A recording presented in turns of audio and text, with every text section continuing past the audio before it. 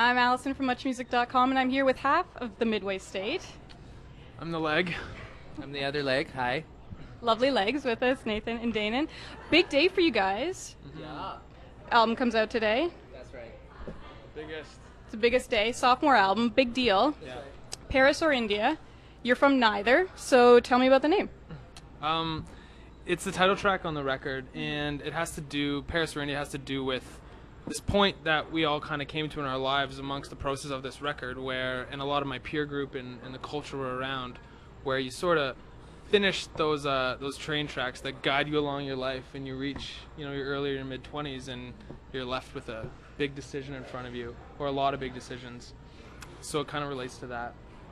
Did anything happen in either of those two places that made you want to name the album after that? Well, no, it was one of those things where, like musically, I've always been very visual, and when I write, I'm very visual, and so when the lyrics to that song were inspired, I wrote them really quickly, and it was, so I touched the lamppost, the long and winding road, where do I end up now, Paris or India? And that's kind of what fell out of my mouth when I was writing it, and so try and be careful not to change stuff like that too much when it's sort of the natural soul of it, And when you're talking about visuals, the album cover, it's a little boy jumping, and it kind of looks like he could be in Paris or India.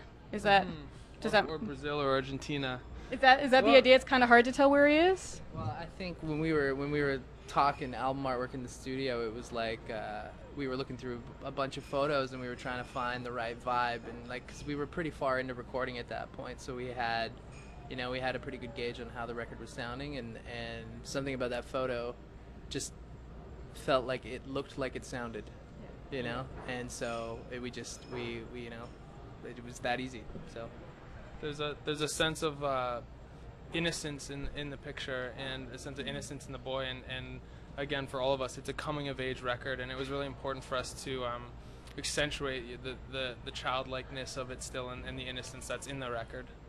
The album's called Paris or India. You guys have the word state in your name. First single, Atlantic, you talk about London, you shoot it in London. Is traveling a big part of the Midway State? Do you guys just get inspired everywhere you go? Yeah, when I'm on a plane, it's crazy. Yeah. It's just, again, I think it's part of that visual thing where, like, I always see a lot of colors with music, and places have different colors and different feelings for me. So a lot of the time, that's sort of, it defines it more than I could, when you put a place on it. Like when you say London, for me it says so much, you know what I mean? Versus trying to explain London. What color's Toronto? I don't know. Toronto has a lot of blue in it. Yeah. The CN Tower has the light blue. It's cold. Blue Jays. The Maple Leafs. The Raptors. What else is blue? The lake. The sky. Raptors are purple. Oh yeah. I'm also colorblind. He is colorblind, so we'll give him that one. I love the video. It's beautiful. It's been out for a little while now. Do you have another video coming out? Have you worked on something? Do you know what you're going to work on? Yeah, same director, a guy named George Vale. We love you, George Vale. He's going to direct a video for a song called Fire coming up soon. Fire exclamation mark. Yeah, fire! And it's all to do, again, it's to do with colors and lights, and the band being a ball of light.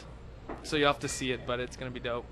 On Holes, you guys worked a little bit with Carly Rae Jepsen. It was a big song for you, and on this album, it's just you guys. There are no collaborations. Was that on purpose? You just wanted to be a Midway State album? Well, I mean, the song that we did with Carly was actually just, on the record it didn't have her on it. That was sort of happened after the fact. But yeah, on this one there was no conscious decision not to collaborate, and we worked with this very talented singer-songwriter, producer named Tog Salter, and another writer named Simon Wilcox. So we did collaborate both within the band and with other writers on the record, but there was no conscious decision either way. It's just, what happened. Yeah.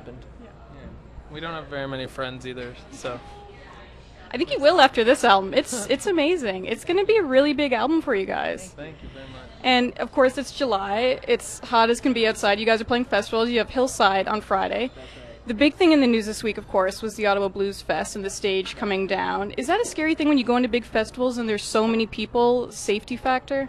It's funny that you mention that, because I swear to God, I think about that all the time. Like when would. I would too. I don't know. Not that I'm like that nervous, but like we played V Fest. I remember a couple years ago in Toronto when it was on the island, and I remember standing on the stage, like setting my drums and looking up and being like, if something fell from up there, like I would die.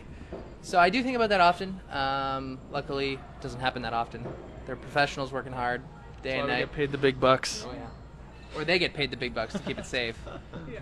I don't know. Either way. Something like the stage you really can't control, the storm and everything, but there is just safety of there being so many people in one area, and you guys really, you kind of have the view of everyone. How much do you think it's with the band to make sure people stay safe as opposed to the promoters who have security there? Yeah. Well, it is, at the end of the day, like when you're playing a big show and you have a microphone in your hand and you're sort of commanding the attention, you have a scary amount of, what's the word? You have you have Responsibility? A scary amount of, responsibility and power to affect what that crowd does. And I think, a lot of lead singers, you get to see that, you see the picture of a massive crowd, it's all exciting, and then you see the 5'4" girl in the middle, and her face is not happy, and she's sandwiched between some people, and she looks like she can't breathe, and it's like, yeah, it's freaky, but I mean, it's sort of the par for the course. You just got to do what you can do. Yeah. And of course, you guys, like I said, you have Hillside on Friday, and then you have Osheaga, which is huge. Yeah. Are you more excited to play or to see all the bands that are playing? I think it's like an equal thing for me. Yeah. I'm really excited just for the weekend as a whole. Like, the whole culture is awesome. It We're gonna feels take the whole weekend off and do the whole shebang. So Yeah. Who are you excited about seeing? You're gonna do the whole fangirl thing. Who would you scream for? I would take my top off for for the Flaming Lips and I've for never seen them Slim. before. Yeah, Slim Shady. You gotta respect them. Death Cab. Who else? Are you guys friends with Dep Cab? Because you opened for them. Yeah, they're cool guys. What's up, Chris? They were really nice to us when we played with them, and we kept in touch a bit, and obviously always looked up to bands like that. So there's been a number of occasions where you get to open up for a band that you sort of grew up listening to, and those are awesome shows for sure. Yeah. I feel like when people think of big music festivals, they think of the US or the UK, and they don't often think about Canada.